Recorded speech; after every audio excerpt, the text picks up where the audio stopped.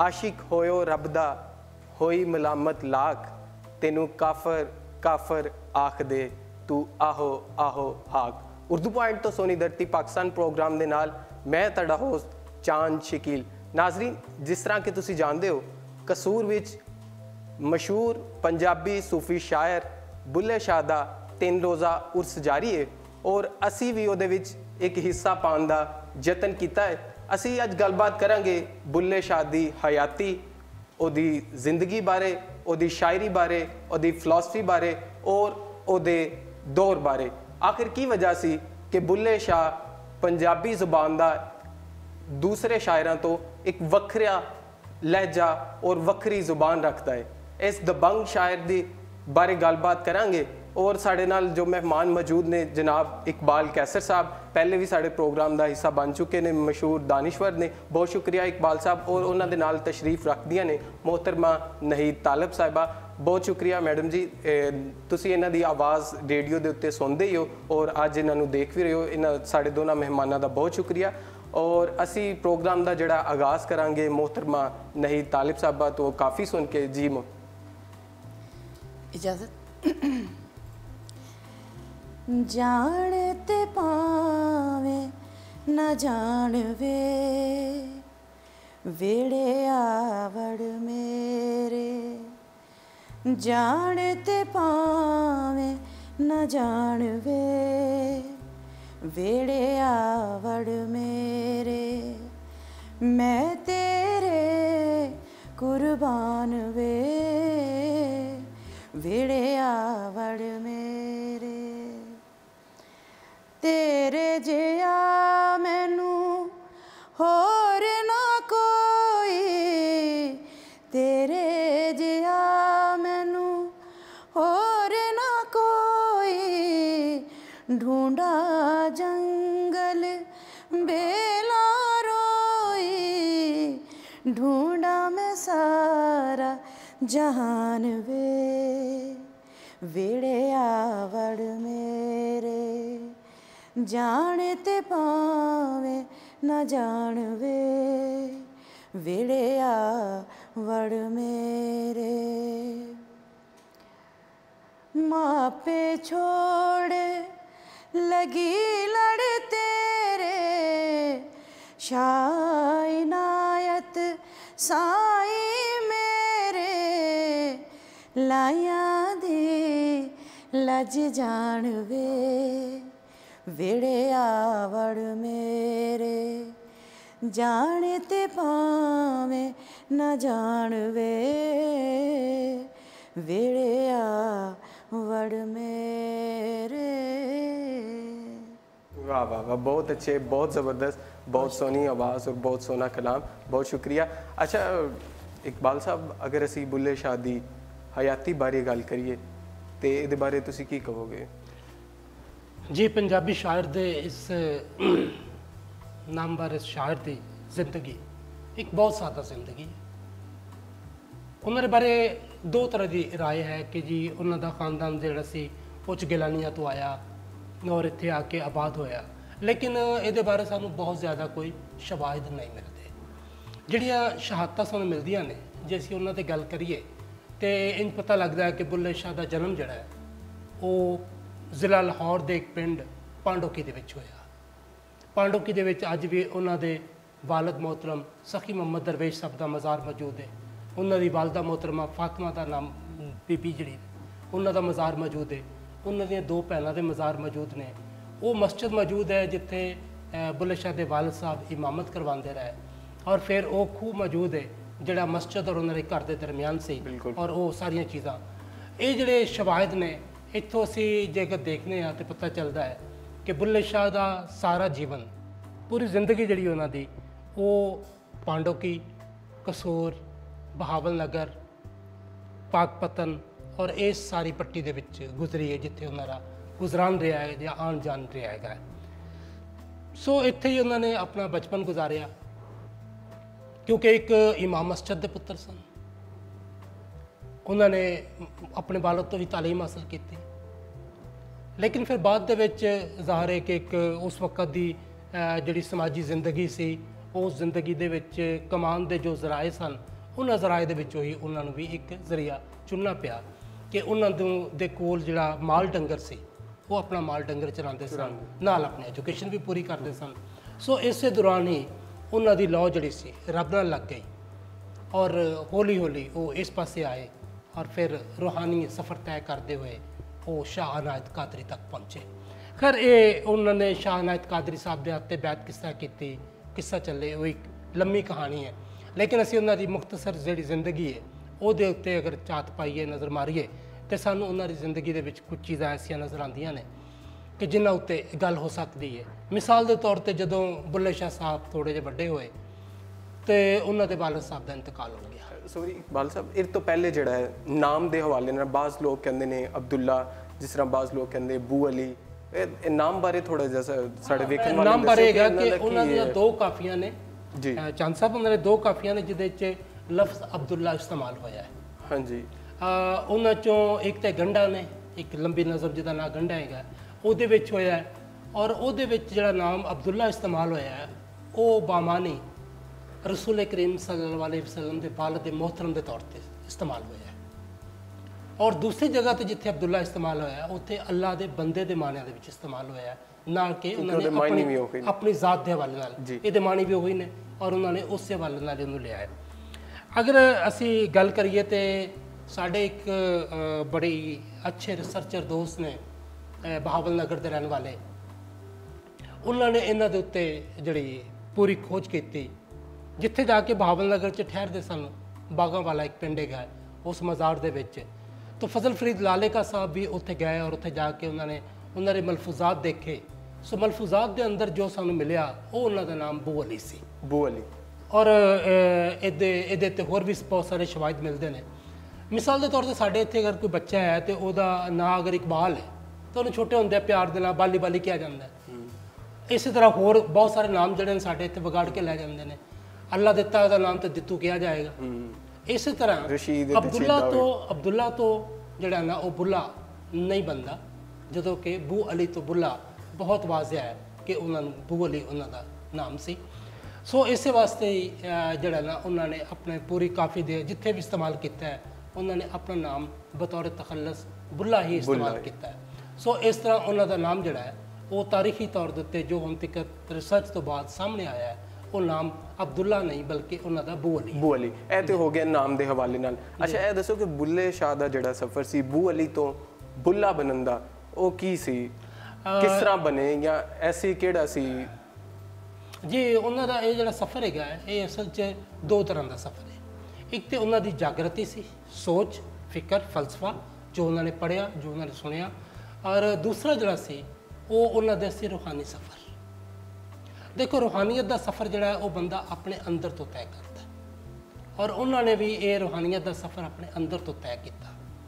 ਉਹਨਾਂ ਦੇ ਨਜ਼ਦੀਕ ਜਿਸ ਤਰ੍ਹਾਂ ਸੂਫੀਆ ਦੇ ਅੰਦਰ ਇੱਕ ਖਾਸ ਤਰੀਕਾਕਾਰ ਹੈ ਕਿ ਪਹਿਲੇ ਫਨਾਫਿਲ ਮੁਰਸ਼ਦ ਹੋਣਾ, ਫਿਰ ਫਨਾਫਿਲ ਰਸੂਲ ਹੋਣਾ, ਫਿਰ ਫਨਾਫਿल्ला ਹੋਣਾ। ਉਹਦੇ 'ਚ ਆ ਕੇ ਬੁੱਲੇ ਸ਼ਾਹ ਪਹਿਲੇ ਸਟੇਜ ਦੇ ਉੱਤੇ ਜਗ੍ਹਾ ਜਗ੍ਹਾ ਦੇ ਉੱਤੇ, ਜਿਸ ਤਰ੍ਹਾਂ ਕਿ ਉਹਨੇ ਨਾਹਿਦ ਸਾਹਿਬਾ ਕੋਲੋਂ ਤੁਸੀਂ ਕਾਫੀ ਸੁਣੀ, ਤਾਂ ਉਹਦੇ 'ਚ ਵੀ ਉਹ ਆਪਣੇ ਮੁਰਸ਼ਦ ਦੇ ਹੀ ਜਿਹੜਾ ਨਾ ਉਹਦੀ ਜ਼ਾਤ ਦੇ ਵਿੱਚ ਗੁੰਮ ਹੋਣ ਦਾ ਉਹਨਾਂ ਦਾ ਉਹ ਸਾਰਾ ਹੈ। ਸੋ ਇਸ ਤਰ੍ਹਾਂ ਉਹਨਾਂ ਨੇ ਜਦੋਂ ਇਹ ਸਾਰਾ ਸਫ਼ਰ ਤੈਅ ਕੀਤਾ, ਫਨਾਫਿल्ला ਤੱਕ ਪਹੁੰਚੇ, ਤਾਂ ਉਸ ਤੋਂ ਬਾਅਦ ਫਿਰ ਉਹਨਾਂ ਨੇ ਹਰ ਚੀਜ਼ ਤੋਂ ਇਨਕਾਰ ਕਰ ਦਿੱਤਾ। ਇਨਕਾਰੀ ਹੋ ਗਏ ਆਪਣੀ ਜ਼ਾਤ ਤੋਂ ਵੀ, ਬੁੱਲਿਆ ਕੀ ਜਾਣਾ ਮੈਂ ਕੌਣ। ਔਰ ਇਹ ਇੱਕ ਇੰਨਾ ਵੱਡਾ ਸਵਾਲ ਹੈ ਜਿਹਦੇ ਉੱਤੇ ਕਾਇਨਾਤ ਪੂਰੀ ਦੀ ਪੂਰੀ ਖਲੋਤੀ ਹੋਈ ਹੈ, ਪੂਰੀ ਸਾਇੰਸ ਖਲੋਤੀ ਹੋਈ ਹੈ ਕਿ ਆਖਰ ਅਸੀਂ ਹਾਂ ਕੀ, ਕਿਹੜੇ ਉਹ ਅਨਾਸਰ ਨੇ ਜਿਨ੍ਹਾਂ ਨਾਲ ਅਸੀਂ ਬਣੇ ਹਾਂ, ਔਰ ਫਿਰ ਹਰ ਬੰਦਾ ਵੱਖਰਾ ਵੱਖਰਾ ਕਿਉਂ ਹੈ। ਬੁੱਲੇ ਸ਼ਾਹ ਸਾਫ਼ ਕਹਿੰਦਾ ਹੈ ਕਿ ਨਾ ਮੈਂ ਪਾਕਾਂ ਵਿੱਚ ਪਲੀਤਾ, ਨਾ ਮੈਂ ਵਿੱਚ ਕੁਫਰ ਦੀਆਂ ਰੀਤਾਂ, ਨਾ ਮੈਂ ਮੂਸਾ ਨਾ ਫਿਰੌਨ, ਬੁੱਲਿਆ ਕੀ ਜਾਣਾ ਮੈਂ ਕੌਣ। ਤਮਾਮ ਚੀਜ਼ਾਂ ਨੂੰ ਉਹ ਤਜ ਦਿੰਦੇ ਨੇ ਬਿਲਕੁਲ। ਉਹ ਬਲਕਿ ਇੱਥੋਂ ਤੱਕ ਕਿ ਬੁੱਲੇ ਨੂੰ ਸਮਝਾਉਣ ਆਈਆਂ ਭੈਣਾਂ ਤੇ ਭਰਜਾਈਆਂ। ਹੁਣ ਉਹ ਭੈਣਾਂ ਤੇ ਭਰਜਾਈਆਂ ਕੀ ਸਮਝਾ ਰਹੀਆਂ ਨੇ ਕਿ ਤੂੰ ਸੈਯਦ ਹੋ ਕੇ ਤੇ ਇੱਕ ਅਰਾਈ ਦੀ ਬੈਤ ਕਰ ਰਿਹਾ। ਉਹ ਕਹਿੰਦੇ ਨੇ ਨਹੀਂ, ਉਹ ਮੇਰਾ ਮੁਰਸ਼ਦ ਹੈ, ਮੈਂ ਸੈਯਦ ਹੋਵਾਂਗਾ ਆਪਣੀ ਜਗ੍ਹਾ ਤੇ, ਲੇਕਿਨ ਮੇਰੇ ਮੁਰਸ਼ਦ ਦਾ ਜੋ ਮਰਤਬਾ ਹੈ ਜਿਹਦੇ ਹੱਥ ਤੇ ਮੈਂ ਬੈਤ ਕੀਤੀ ਹੈ ਉਹਦਾ ਕਿੱਡਾ ਵੱਡਾ ਮਰਤਬਾ ਹੈ। ਤੁਸੀਂ ਉਹਨੂੰ ਕਿਉਂ ਨਹੀਂ ਵੇਖਦੇਗੇ? ਕਮਾਲ। ਸੋ ਬੁੱਲੇ ਸ਼ਾਹ ਸਾਹਿਬ ਜਿਹੜੇ ਨੇ ਉਹਨਾਂ ਨੇ ਇੱਕ ਅਰਾਈ ਦੇ ਹੱਥ ਉੱਤੇ ਬੈਠ ਕਰਕੇ ਜ਼ਾਤ ਪਾਤ ਦੇ ਉਸ ਨਿਜ਼ਾਮ ਨੂੰ ਜਿਹੜਾ ਉਸ ਵਕਤ ਰਾਜ ਸੀ ਉਹਨੂੰ ਮੁਕੰਮਲ ਤੌਰ ਤੇ ਸੱਟ ਮਾਰ ਕੇ ਤੋੜ ਦਿੱਤਾ ਕਿ ਨਹੀਂ, ਇਸ ਤਰ੍ਹਾਂ ਨਹੀਂ ਹੋ ਸਕਦਾ ਹੈਗਾ। ਇਨਸਾਨ ਇਨਸਾਨ ਹੈ, ਇਨਸਾਨ ਕਬੀਲਿਆਂ 'ਚ ਸ਼ਨਾਖਤ ਵਾਸਤੇ ਵੰਡਿਆ ਗਿਆ ਹੈ, ਇਨਸਾਨ ਕਬੀਲਿਆਂ ਦੇ ਵਿੱਚ ਆਪਣੀ ਵੰਡ ਵਾਸਤੇ ਨਹੀਂ ਵੰਡਿਆ ਗਿਆ।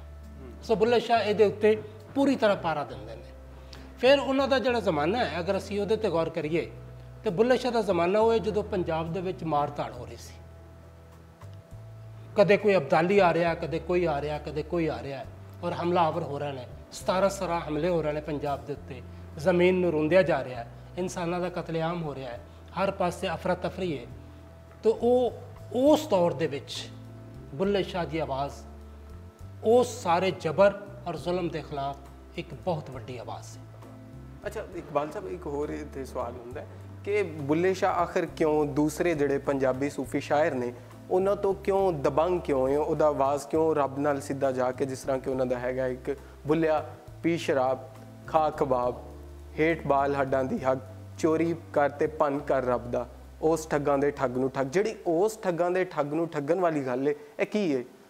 ਦੇਖੋ ਜੀ, ਜਦੋਂ ਪਹਿਲੀ ਗੱਲ ਤਾਂ ਹੈਗੀ ਕਿ ਸ਼ਾਇਰੀ ਦੀ ਤਸ਼ਰੀਹ ਨਹੀਂ ਹੁੰਦੀ ਕਿ ਤੁਸੀਂ ਉਹਦੀ ਤਸ਼ਰੀਹ ਕਰਕੇ ਹਾਂ ਉਹਦੇ ਤੋਂ ਅਸੀਂ ਮਾਨੇ ਅਖਜ਼ ਕਰ ਸਕਦੇ ਹਾਂ। ਉਹ ਕਹਿੰਦੇ ਨੇ ਕਿ ਬੁੱਲਿਆ ਪੀ ਸ਼ਰਾਬ ਤੇ ਖਾ ਕਬਾਬ ਹੇਠ ਬਾਲ ਹੱਡਾਂ ਦੀ ਅੱਗ। ਬਹੁਤ ਵੱਡੀ ਗੱਲ ਹੈ ਕਿ ਉਹ ਕਹਿੰਦੇ ਨੇ ਕਿ ਹੱਡਾਂ ਦੀ ਅੱਗ ਬਾਲ, ਇਹ ਸਾਡਾ ਮੁਹਾਵਰਾ ਹੈ, ਹੱਡਾਂ ਦੀ ਅੱਗ ਬਾਲ ਕੇ ਕਮਾਈ ਕਰਨਾ, ਕਿ ਹੱਕ ਹਲਾਲ ਦੀ ਕਮਾਓ, ਮਿਹਨਤ ਨਾਲ ਕਮਾਓ, ਹੱਕ ਹਲਾਲ ਦੀ ਕਮਾਓ, ਔਰ ਫਿਰ ਉਹਦੇ ਨਾਲ ਤੂੰ ਸ਼ਰਾਬ ਪੀ ਚਾਹੇ ਤੂੰ ਕਬਾਬ ਖਾ। ਲੇਕਿਨ ਕਿਹੜਾ ਬੰਦਾ ਹੈ ਜਿਹੜਾ ਹੱਕ ਹਲਾਲ ਦੀ ਕਮਾਈ ਕਰਕੇ ਤੇ ਸ਼ਰਾਬ ਕਬਾਬ ਖਾਏਗਾ? ਕਿਹਦੇ ਪੂਰੇ ਹੁੰਦੇ ਨੇ? ਕਿੱਥੇ ਜਾ ਕੇ ਖਲੋਏਗਾ ਉਹ? ਦੂਸਰੇ ਪਾਸੇ ਅਗਲਾ ਜਿਹੜਾ ਮਿਸਰਾ ਹੈਗਾ ਜਿਹਦੇ 'ਚ ਕਿਹਾ ਗਿਆ ਹੈ ਕਿ ਪੀ ਸ਼ਰਾਬ ਤੇ ਖਾ ਕਬਾਬ ਹੇਠ ਬਾਲ ਹੱਡਾਂ ਦੀ ਅੱਗ ਚੋਰੀ ਕਰ ਤੇ ਭੰਨ ਕਰ ਰੱਬ ਦਾ, ਉਸ ਠੱਗਾਂ ਦੇ ਠੱਗ ਨੂੰ ਠੱਗ। ਬੁੱਲੇ ਸ਼ਾਹ ਬੜੇ ਸਾਫ਼ ਅਲਫਾਜ਼ 'ਚ ਕਹਿੰਦੇ ਨੇ ਕਿ ਰੱਬ ਬੰਦੇ ਕੋਲ ਤੁਸੀਂ ਕੀ ਮੰਗਦੇ ਹੋ? ਬੰਦੇ ਦੇ ਘਰ ਤੁਸੀਂ ਕੀ ਡਾਕਾ ਮਾਰ ਸਕਦੇ ਹੋ? ਕਿੰਨੇ ਕੁ ਕਰੋੜਾਂ ਅਰਬਾਂ ਤੁਸੀਂ ਚੋਰੀ ਕਰ ਲਵੋਗੇ? ਤੁਸੀਂ ਉਹਦੇ ਘਰ ਕਿਉਂ ਨਹੀਂ ਡਾਕਾ ਪਾਉਂਦੇ? ਉਹਦੇ ਘਰ ਚੋਰੀ ਕਿਉਂ ਨਹੀਂ ਕਰਦੇ ਜਿਹੜਾ ਇਹ ਸਾਰੇ ਖਜ਼ਾਨਿਆਂ ਦਾ ਮਾਲਕ ਹੈ, ਜਿਹਦੇ ਖਜ਼ਾਨੇ ਮੁੱਕਣੇ ਨਹੀਂ ਗਏ ਚੋਰੀ ਕੀਤਿਆਂ ਵੀ? ਚੋਰੀ ਕਰ ਤੇ ਭੰਨ ਕਰ ਰੱਬ ਦਾ, ਉਸ ਠੱਗਾਂ ਦੇ ਠੱਗ ਨੂੰ ਠੱਗ। ਹੁਣ ਰੱਬ ਨੂੰ ਠੱਗ ਕਹਿ ਰਹੇ ਨੇ ਕਿਉਂਕਿ ਇਹ ਲਫ਼ਜ਼ ਸਾਡਾ ਮਕਾਮੀ ਲਫ਼ਜ਼ ਹੈ। ਠੱਗਣਾ, ਕਿਸ ਤਰ੍ਹਾਂ ਧੋਖਾ ਕਰਨਾ, ਫਰਾਡ ਕਰਨਾ। ਅੱਲਾਹ ਤਾਲਾ ਕੁਰਾਨ ਮਜੀਦ 'ਚ ਆਪ ਕਹਿੰਦੇ ਅੱਲਾਹੁ ਖੈਰੁਲ ਮਾਕਿਰੀਨ, ਮੈਂ ਤੁਹਾਡੇ ਤੋਂ ਬਿਹਤਰ ਮਕਰ ਕਰਨ ਵਾਲਾ। ਉਸੇ ਗੱਲ ਨੂੰ ਬੁੱਲੇ ਸ਼ਾਹ ਸਾਹਿਬ ਨੇ ਉਹਦਾ ਟ੍ਰਾਂਸਲੇਸ਼ਨ ਕੀਤਾ ਹੈ ਤੇ ਇਹਦੇ ਤੇ ਕੋਈ ਉਹ ਨਹੀਂ। ਲੇਕਿਨ ਇਹ ਇੱਕ ਬਹੁਤ ਵੱਡਾ ਫਲਸਫਾ ਹੈ ਕਿ ਤੁਸੀਂ ਦੇਖੋ, ਸਾਡੇ ਜਿੰਨੇ ਸੂਫੀਆ ਨੇ ਉਹਨਾਂ ਨੇ ਜਿਸ ਚੀਜ਼ ਤੇ ਸਭ ਤੋਂ ਜ਼ਿਆਦਾ ਜ਼ੋਰ ਦਿੱਤਾ ਹੈ ਉਹ ਹੈ ਫਲਸਫਾ ਇਨਸਾਨ ਨੂੰ ਇਨਸਾਨ ਮੰਨਣਾ। ਦੂਸਰੀ ਗੱਲ ਕਿ ਹੱਕ ਹਲਾਲ ਦੀ ਕਰਕੇ ਖਾਓ। ਤੁਸੀਂ ਜਿਸ ਮਨਸਬ ਤੇ ਬੈਠੇ ਹੋ ਉਸ ਮਨਸਬ 'ਚ ਥੇਰਾ ਫੇਰੀ ਨਾ ਕਰੋ, ਫਰਾਡ ਨਾ ਕਰੋ, ਧੋਖਾ ਨਾ ਕਰੋ। ਬਹੁਤ ਔਰ ਜਦੋਂ ਤੁਸੀਂ ਧੋਖਾ ਕਰਦੇ ਹੋ ਫਿਰ ਕਿਤੇ ਨਾ ਕਿਤੇ ਤੇ ਫੜੇ ਜਾਂਦੇ, ਫਿਰ ਤਾਂ ਸਾਰੇ ਕੁਝ ਹੁੰਦਾ, ਫਿਰ ਜਿਹੜਾ ਕੁਝ ਹੁੰਦਾ। ਸੋ ਕਿਸੇ ਦਾ ਇੱਥੇ ਇਤਸਾਬ ਹੋ ਜਾਂਦਾ ਤੇ ਕਿਸੇ ਦਾ ਅੱਗੇ ਜਾ ਕੇ ਇਤਸਾਬ ਹੋ ਜਾਂਦਾ। ਸੋ ਇਹ ਸਾਰਾ ਮਾਮਲਾ ਇਸ ਤਰ੍ਹਾਂ ਚੱਲਦਾ ਹੈ ਜੀ। ਇਕਬਾਲ ਸਾਹਿਬ, ਅਸੀਂ ਵਾਪਸ ਜਾਵਾਂਗੇ ਮੋਹਤਰਮਾ ਕੋਲੋਂ ਔਰ ਸੁਣਾਂਗੇ ਅਸੀਂ ਇੱਕ ਹੋਰ ਕਾਫੀ ਜੀ। ਛੇਤੀ ਬੋੜੀ ਵੇ ਤਬੀਬਾ ਨਹੀਂ ਤਾਂ ਮੈਂ ਮਰ ਗਈਆਂ, ਛੇਤੀ ਬੋੜੀ ਵੇ ਤਬੀਬਾ ਨਹੀਂ ਤਾਂ ਮੈਂ ਮਰ ਗਈਆਂ।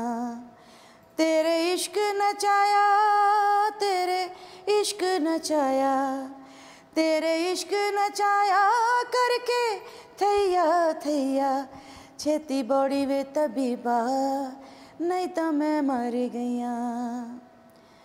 तेरे इश्क ने डेरा मेरे दिल विच कीता, तेरे इश्क ने डेरा मेरे दिल विच कीता, पर के जहर प्याला मैं तां आपे पीता।